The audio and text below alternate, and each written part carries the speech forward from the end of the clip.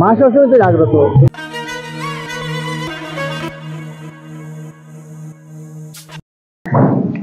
Hello বন্ধুরা, welcome back to my channel Barnali বোর্ডের একটা নতুন ব্লগে তোমাদের সবাইকে স্বাগত জানাচ্ছি। এদিকে দেখো মোহক চলে এসেছে। আয় মোহক। হাই। তো আজকে আমরা কোথায় যাচ্ছি? লালসা মার লালঘাটে। তো আজকে আমরা যাচ্ছি হচ্ছে লালসা মায়ের পুজো। লালসা মানে বড় দুর্গা, তো ওনার পুজোতে যাচ্ছি। এটা একটা ঐতিহ্যবাহী পুজো, তো প্রত্যেক বছরই এই পুজোটা অনুষ্ঠিত হয়। তো এবার আমার সৌভাগ্য যে আমি এবার এই পুজোতে অংশগ্রহণ করতে পারছি। আর আমি যাব, তোমাদেরকে নিয়ে যাব না সেটা তো হয় না। তো মোহক, আমরা তাহলে এখন যাচ্ছি লক্ষ্মী শহরে, না? হ্যাঁ, পুজোটা হয় লক্ষ্মী শহরে, বাবুর বাড়ির কাছে। তো আমার বাবুর বাড়ির ব্লগটা যদি তোমরা না দেখে থাকো তাহলে অবশ্যই তোমরা আমার চ্যানেলে গিয়ে দেখে নিতে পারো। আর আজকে চলো যতটুকু সম্ভব আমি তোমাদেরকে পুরো পুজোটা দেখিয়ে দেব। আর এদিকে কি হয়েছে, একটা কথা আছে যে এখানে নাকি পুজো করলে যা মানত করা যায় তাই পাওয়া যায়। তো তোমরাও আমার সঙ্গে থাকবে আর মনে মনে তোমরাও প্রে করো। চলো তাহলে এবারে আমরা রওনা দিই। হেঁটে হেঁটে যাবো কিছুক্ষণ, আর যদি টোটো পেয়ে যাই তাহলে টোটো করে যাচ্ছি। বেলা বাজে 1টা। আমি আর মোহক দুজনেই রওনা দিয়ে দিয়েছি চান টান করে পুজোর উদ্দেশ্যে। যাচ্ছি আমরা লক্ষ্মী শহর। তো কিছু দূর গিয়ে একটা টোটো পেয়ে গেছিলাম। টোটোতে করে আস্তে আস্তে মারোয়ারি পট্টি, কালীবাড়ি রোড সব কিছু পেরিয়ে সোজা লক্ষ্মী শহরের দিকে যাচ্ছিলাম। লক্ষ্মী শহরে বাবুর বাড়ির পাশেই পুজোটি অনুষ্ঠিত হয়।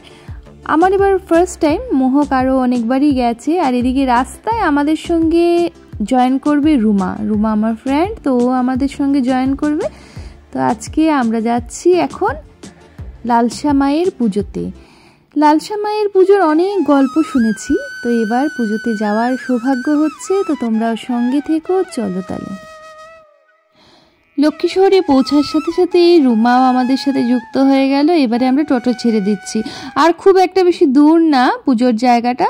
তো আমরা ভাবলাম তিনজনেই একটু হেঁটে হেঁটে যাব। আর শীতের দিন, তো শীতের বেলাতে রোদের মধ্যে দিয়ে যেতে এতটাও খারাপ লাগে না, যদিও রোদটা খুবই প্রখর ছিল, তাও আর কি ভালোই লাগছিল বেশ। এদিকে হরিচরণ মহামায়া, হরকিশোর স্কুল সব অতিক্রম করে করে আমরা যাচ্ছিলাম। খুব ভালোই লাগছিল। এদিকে বেশি আসা হয় না, আমার অনেক ফ্রেন্ডসদের বাড়ি এদিকে আছে। তাছাড়াও ছোট থাকতে আমি আসতাম আমার গানের স্কুলে গানের এক্সাম দিতে, এদিকেই আসা হতো বেশিরভাগ। এখানেই কোনো একটা স্কুলে সেন্টার পড়তো। তো যাই হোক, দেখো সব কিছু তোমাদেরকে দেখিয়ে দিচ্ছি। যারা তোমরা হাইলাকান্দি লক্ষ্মী শহর এরিয়াতে থাকো ওরা তো চিনতেই পাবে, বা যারা এসছো কখনো। আর এদিকে দেখো বাবুর বাড়ির কাছে আমরা পৌঁছে গেছি। এখান থেকে আর কিছুটা মাত্র দূরে মাইকের আওয়াজ শোনা যাচ্ছে, পুজো হচ্ছে, অঞ্জলি হচ্ছে, সব কিছুই আমরা শুনতে পাচ্ছি। তো আস্তে আস্তে হেঁটে হেঁটে যাচ্ছিলাম। গত 2 বছর আগে আমরা এখানে এসে খুব সুন্দর একটা ব্লগ তৈরি করেছিলাম। লালসা মায়ের এই স্থানকে ঘিরে অনেক গল্প স্থানীয় লোকমুখে শোনা যায়।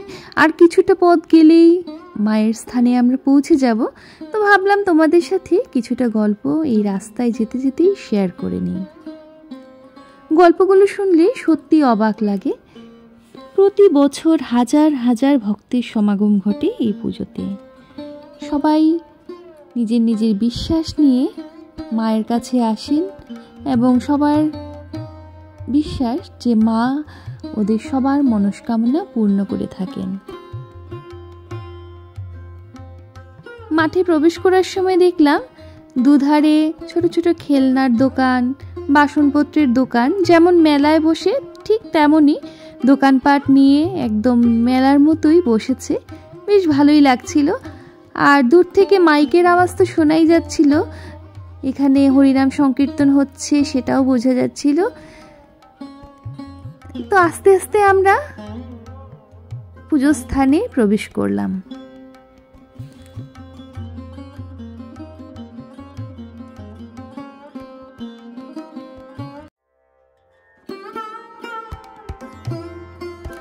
এখানে মাকে প্রকৃতি রূপে পুজো করা হয়।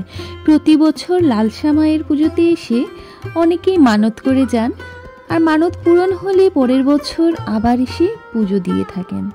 এভাবেই নাকি বছরের পর বছর ধরে চলে আসছে। এখানে কোনো মূর্তি বা মণ্ডপ নেই, এক বিশাল বাঁশঝাড়কে প্রকৃতি মায়ের রূপ হিসেবে পুজো করা হয়। লোকমুখে শোনা যায় এখানের পুজোর বয়স নাকি প্রায় 200 বছর।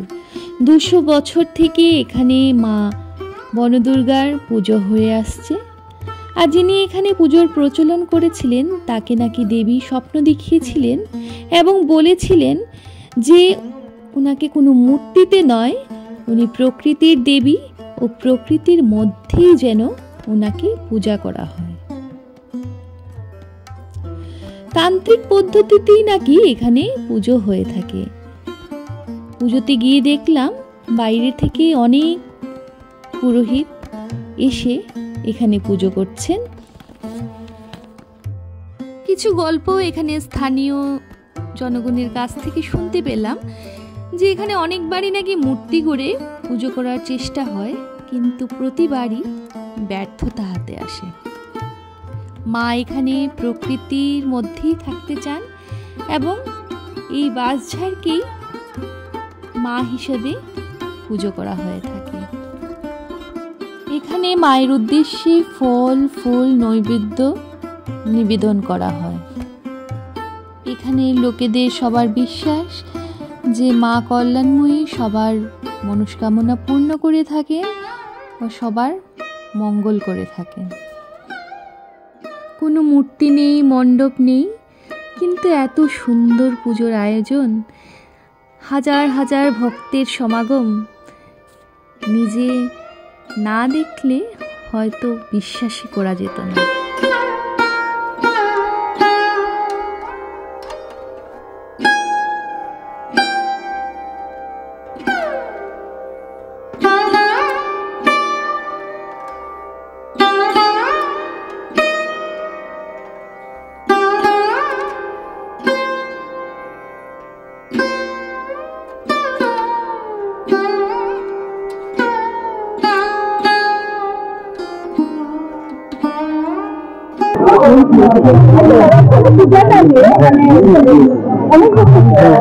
অনেক পুরনো পূজা, এখানে লালসা পূজা হয় প্রতি বছর। আমাদের হাইলাকান্দি তথা বহু এলাকা থেকে লোক এসে এখানে মায়ের এখানে আসে। জাগ্রত খুব জাগ্রত, মা সবসময় জাগ্রত, এগুলো বলতে হয় না। দেখা হয়ে গেল এক ভাইয়ের সাথে, ওরও নিজস্ব একটা চ্যানেল আছে। আমার কথা শুনে কতটুকু বুঝতে পারছি কিনা আমি বুঝতে পারছি না, তবে এই ভাইয়ের সাথে দেখা হয়েছে খুব ভালো লাগছে। ও ব্লগার। তোমার চ্যানেলের নাম কি ভাই? আমার চ্যানেল নাম হচ্ছে সঞ্জিত ব্লগ। আপনারা একটু দেখবেন, সাপোর্ট করবেন, সবাই একটু সাপোর্ট করবে কিন্তু। আগে দেখে সাপোর্ট করো, বহুত ভালো ভালো ব্লগ বানায়। Thank you so much. বরাকঢেলের বিভিন্ন প্রান্ত থেকে প্রচুর ভক্ত এসেছিল এই পুজোতে অংশগ্রহণ করতে।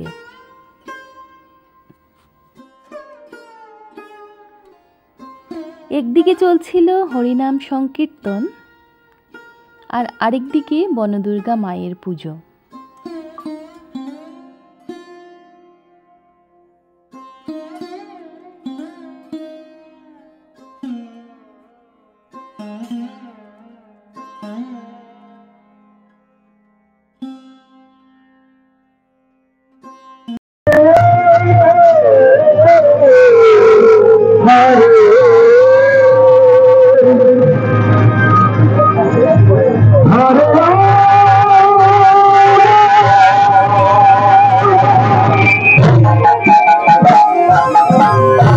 জাতপাতের ঊর্ধ্বে উঠে সবাই মিলে একসাথে ভোজনে আমরাও সামিল হলাম। পুরো মনে হচ্ছিল বনদুর্গা মায়ের পুজোতে এসে আমরা সবাই মিলে বনভোজন করছি। রুমা দেখি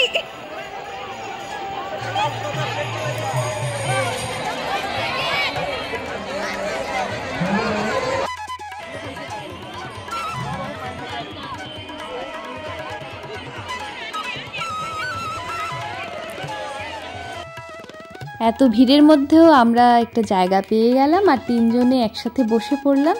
বসে এবারে আমরা একটু প্রসাদের জন্য অপেক্ষা করছি।